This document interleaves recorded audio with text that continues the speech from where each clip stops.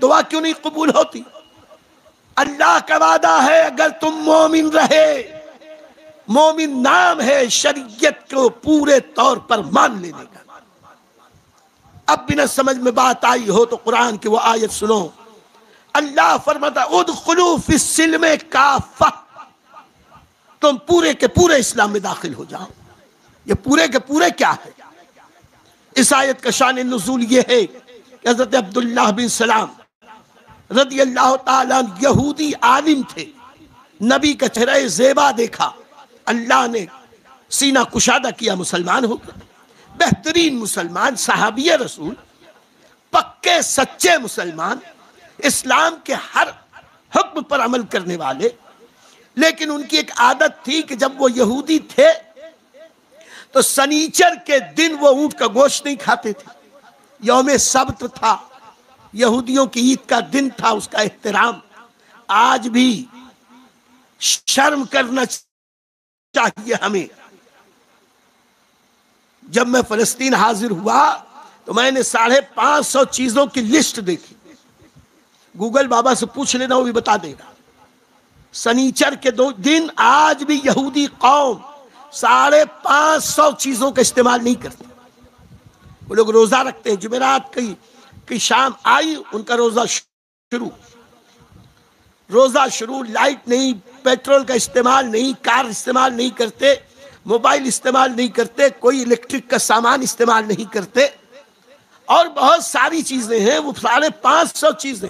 آج بھی دنیا کی واحد قوم یہودی ہے جو سب سے زیادہ تناسب کے اعتبار سے اپنے مذہب پہ عمل کرتی ہے، اور ہم کتنا عمل کرتے ہیں اندازہ لگا لیں۔ حضرت عبداللہ بن سلام سنیچر کے روز اونٹ کا گوشت نہیں کھاتے تھے۔ میں آپ سے پوچھتا ہوں، اتنا بڑا مجمع یہاں سے وہاں تک، اس میں سے جس سے بھی پوچھیں گے شاید اکا دکا کوئی نکلے جو کہے میں نے اونٹ کا گوشت کھایا۔ کسی نے نہیں کھایا، ہمارے یہاں اس کا رواج ہی نہیں۔ تو کیا اونٹ کا گوشت نہیں کھائے تو ہم مسلمان نہیں؟ لیکن ایک چیز ہے کہ عقیدہ کچھ ہو، عمل کچھ، مجبوری ہے نہیں کھاتے، کوئی بات نہیں۔ کوئی مسلمان ہے زندگی بھر گوشت نہیں کھاتا، وہ ویجیٹیرین ہی رہتا، تو کیا وہ مسلمان نہیں ہے؟ لیکن عبداللہ بن سلام سنیچر کے دن اس لیے نہیں کھاتے تھے کہ پرانی عادت تھی، تو اس دن کا احترام کرتے ہوئے چھوڑ دیا کہ میں سنیچر کو گوشت نہیں کھاؤں گا۔ اللہ کو یہ بات ناپسند ہوئی کہ میرے محبوب نے جسے جائز کہا، تم پورے کے پورے اسلام میں داخل ہو جاؤ، اب دوسرے مذہب کے کسی قول پر عمل کرنے کی اجازت نہیں، کی محمد سے وفا تو نے تو ہم تیرے ہیں، یہ جہاں چیز ہے کیا لوح و قلم تیرے۔ تو ایمان کا مطلب کیا؟ ایمان کا مطلب یہ نہیں ہے کہ اپنا نام نہ کرا دیا، ایمان کا مطلب صرف یہ نہیں ہے کہ مغل اعظم کھا لیا، نلک جھٹک جھٹک کے کھایا۔ مسلمان کہلانے کا مطلب یہ نہیں ہے کہ خالی اچھل اچھل کے ہم کہیں میں مسلمان میں مسلمان، توبہ کی باری آئے تو خالی گال پیٹ اللہ توبہ اللہ توبہ، کان پکڑ اللہ توبہ نہیں کروں گا۔ توبہ اس کا نام نہیں، اسلام نام ہے ادخلوا فی السلم کافہ، پورے کے پورے اسلام میں داخل ہو جاؤ۔ نماز کا وقت آئے نماز پڑھو، روزے کا وقت آئے روزہ رکھو، زکوٰۃ فرض ہوئی ہے زکوٰۃ دو، حج فرض ہوا حج کرو، اللہ کے احکام کی پابندی کرو، رسول کی سنتوں پہ عمل کرو۔ جس دن تم یہ کرنے لگو گے، تم کتنے بھی کم رہو گے، کتنی بھی کم قوت رہو گے، اللہ تمہیں غلبہ اور سربلندی عطا کرے گا۔ اور مثال میں صرف ایک واقعہ عرض کروں، ہندوستان پر شہاب الدین غوری نے کئی حملے کیے، محمود غزنوی نے 17 حملے کیے، لیکن غزنوی اور غوری یہ لوگ جب افغانستان سے ہندوستان آتے تھے، ان کا بھروسہ تیر پہ تھا، تلوار پہ تھا، ہتھیار پہ تھا۔ یہ لشکر و سپاہ لے کے آتے تھے، یہ جتنی بار آئے واپس جانا پڑا، غلبہ نہ پا سکے۔ اور میرا خواجہ ہند کا راجہ اکیلے آیا، 40 ساتھیوں کو لے کے آیا، تیر نہیں، تلوار نہیں، ہتھیار نہیں، فوج نہیں، لشکر اور سپاہ نہیں، ہاں میرے غریب نواز کے پاس، میرے خواجہ کے پاس ایک دولت تھی، دامن مصطفیٰ، سنت مصطفیٰ پہ عمل، اللہ کے قرآن کے احکام کی پابندی۔ جب اللہ رسول کی فرما برداری کرتے ہوئے خواجہ آئے تو میرے دوستو پورے ہندوستان کے کفرستان کو الحمدللہ اسلامستان میں تبدیل کر دیا، اور آج جو پوری دنیا میں، پورے ہندوستان میں جو اسلام کی بہاریں نظر آ رہی ہیں، ہندوستان کے رگ رگ میں جو مسلمان بستے ہیں، یہ تو میرے خواجہ کا کرم ہے۔ میرے خواجہ نے تیر و تلوار سے نہیں دلوں کو اپنے قابو میں کیا، مصطفیٰ کے کردار سے اسلام کی تبلیغ و اشاعت کی، اور انہوں نے وہ غلبہ حاصل کیا کہ ہندوستان کے انگریز وائسرائے کو کہنا پڑا کہ میں نے ہندوستان میں ایک مٹی کے ڈھیر کو دیکھا ہے کہ ان لوگوں کے جسموں پر تو میری حکومت تھی، لیکن لوگوں کے دلوں پر خواجہ اجمیر کی حکومت تھی۔ یہ ہے وَلَا تَهِنُوا وَلَا تَحْزَنُوا وَأَنْتُمُ الْأَعْلَوْنَ إِن كُنتُم مُؤْمِنِينَ۔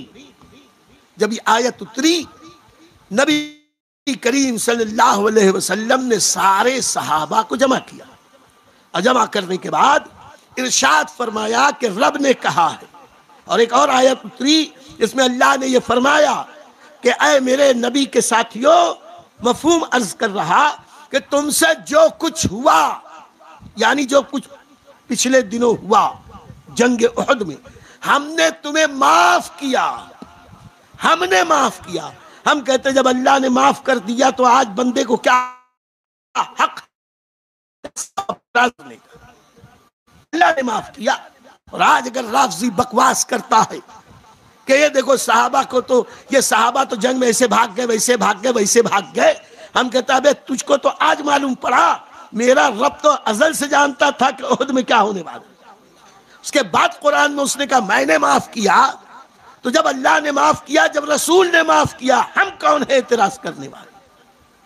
خیر، اللہ کے نبی نے کہا اللہ نے معاف کر دیا، ہم نے معاف کیا، اب تم سب چلو جنگ کے لیے۔ یہ کافر مدینے سے نکلے تو ہیں، احد سے نکلے ہیں، لیکن چند کلومیٹر کے فاصلے پر حمراء الاسد نامی پہاڑ کے پاس جمع، اب وہ وہاں سے معائنہ کر رہے ہیں، حالات کا مشاہدہ کر رہے ہیں، قبل اس کے کہ وہ پھر حملہ آور ہوں، ہم ان کا مقابلہ کریں۔ اب آقا کریم کے حکم پر صحابہ چلے تو بہت سارے وہ صحابہ جو جنگ احد میں شریک نہ تھے وہ بھی آنے لگے۔ آقا علیہ السلام نے فرمایا ہرگز نہیں، اس جنگ میں جو صحابہ شریک تھے، جن سے یہ معاملات ہوئے، انہی کو میں اجازت دیتا ہوں وہی چلے۔ جتنے صحابہ تھے سب زخمی، زخموں پہ پٹی، کسی کے پیر ٹوٹا، کسی کا ہاتھ ٹوٹا، کسی کے زخم ہے تیر کے، تلوار کے، نیزے کے، بلم کے، بھالے کے، اور اسی پٹی زدہ ماحول میں مرہم لگائے ہوئے یہ صحابہ نبی کی سرکردگی میں چلے۔ اب جب چلے، خدا کا وعدہ تھا وَلَا تَهِنُوا، سستی مت کرو، وَلَا تَحْزَنُوا، غم مت کرو، جو ہو گیا ہو گیا، جانے دو، انتم الاعلون، تم غالب رہو گے، ان کنتم مومنین۔ انہوں نے سچی توبہ کی، اللہ نے قبول کیا، چلے، صرف چلنا تھا، وہاں خبر لگی، وہ بھاگنا شروع کر دیا ان لوگوں نے، اور ایسے بھاگے کہ اپنے کپڑے اٹھا اٹھا کے بھاگے، برہنہ ہو کے، اپنے سامان پھینکتے ہوئے بھاگے، ستو کی بوریاں پھینک پھینک کے بھاگی۔ غزوہ حمراء الاسد، اللہ کی شان کہ جو لوگ کہتے ہیں احد میں مسلمانوں کو شکست ہوئی، ہم کہتے ہیں میاں شکست کا عنوان بدلو۔ شکست جب ہوتی ہے تو فتح پانے والی فوج نہیں بھاگتی، جو مفتوح ہوتے وہ بھاگتے ہیں، اور یہاں دوسرے ہی دن کافر بھاگ رہے تھے، مسلمان ان کو دوڑا رہے تھے۔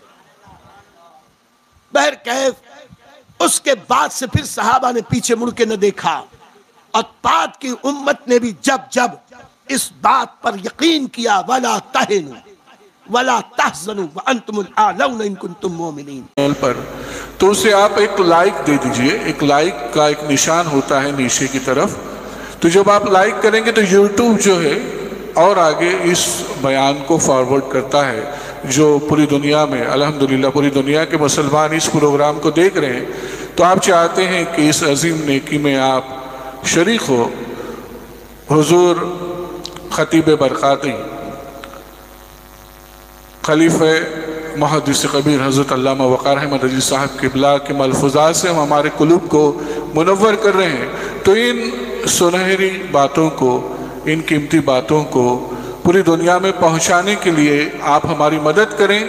آپ لائک ضرور کریں اور کمنٹ کریں گے تو اور بھی زیادہ بہتر بات ہوگی، تاکہ دنیا کے اور بھی دوسرے ہمارے جو اسلامی بھائی مسلمان ہیں ان تک یہ پروگرام پہنچے۔ تو صرف کچھ نہیں تو کم سے کم آپ ایک لائک